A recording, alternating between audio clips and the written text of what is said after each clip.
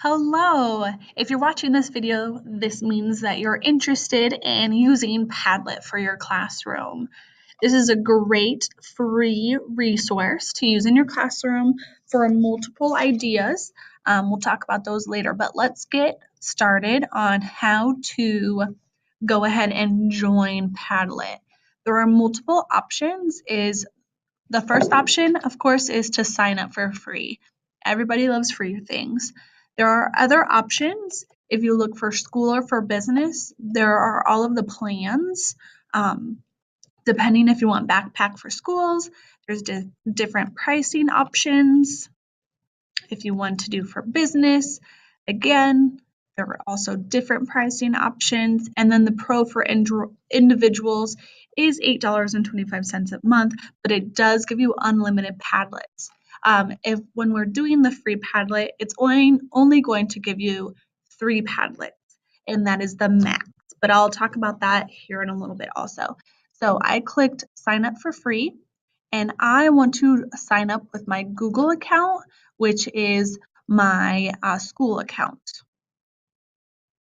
So here is my Padlet for my high school math classroom, and these are just a couple of them that I just randomly started to show you that you can only do 3 of them. So here's one that I started is your favorite music, and then this one is what they start you on. So I'm going to make this video tutorial only for making a Padlet with a wall, okay?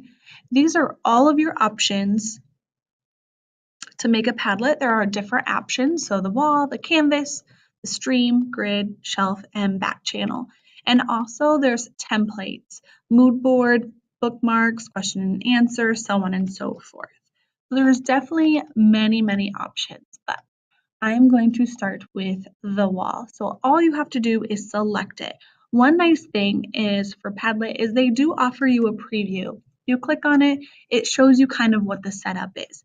So this just has like rant posts all throughout of Shades of Summer, okay? So we are going to click select, and it's starting your Padlet.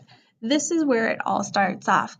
Padlet does give you a name, does give you a description, and decides the wallpaper that you would want. The post color, the font style, the symbolizing, all of that stuff. So we are going to change this to one-step equations. Okay? And the description I'm going to have here is create your own one-step equation. And I'm going to scroll down and I'm going to pick a wallpaper. If you do not like these 4, you click more and they give you many options. I'm going to click the corkboard and go back. You scroll down, they have themes and changing if you want it to be light or dark. I like the light option. And then they have font styles. I like that font style. Then you come down, there's a symbolize. You don't like those options, you go down and you can look through whatever one you want. I'm going to click this bar graph. And then there's other different posting and comments and tags and the URL for that. When you don't want to change anything else, you continue to go next. Now it's a good time to review privacy and invite people. So depending if you want it private, only you and the people you add as contributors can access Padlet. Password protection. So you would make up a password. Secret, this is more of what I would do for my students.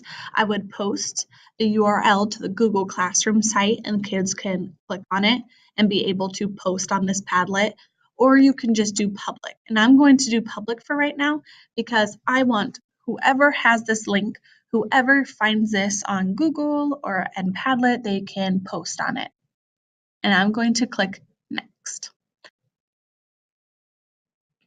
And we are all set. That is how easy it is to set up your Padlet. Now, when students get on this, you'd post it on Google Classroom, they would click, and it says create your own one-step equation. They would come down here to this plus button, and it would come up. Title, maybe you would want to put their student's name, and then write something. Maybe I am going to write my own one-step equation.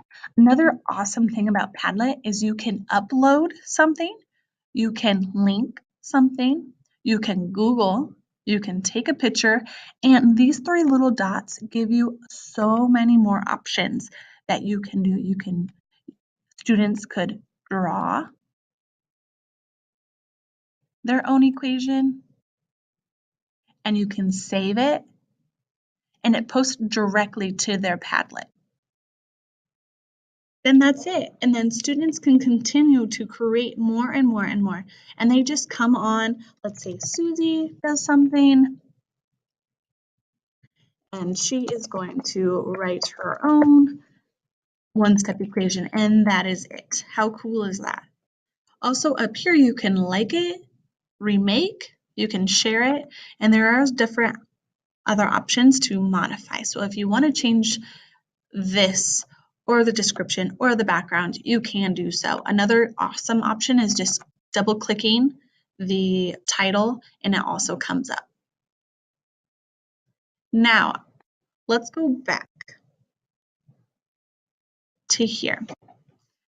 Here are my 3 Padlets. Now, I will show you for the free option, you cannot make another one. It says Padlet limit is reached. One awesome way is just to go back, and if I am done with this Padlet, I can delete it and I can actually make a new one. So at max, you can only have 3. And I think that's still a great option. Sometimes you're using one, and one time the other one is an old one. Okay? So another thing that is pretty cool about Padlet is on the left-hand side is recent. So you can look throughout these galleries that people have made, and I like this one because it's a fact or fiction. Some horses can grow mustaches, and it says upvote to agree and downvote to disagree. So you can vote if you think that's true, or you can downvote to think that's false. And I really like this one. This one's pretty cool. I also like as how you can click Padlet in the top left corner and it goes back to your home. So why should you use Padlet in your classroom?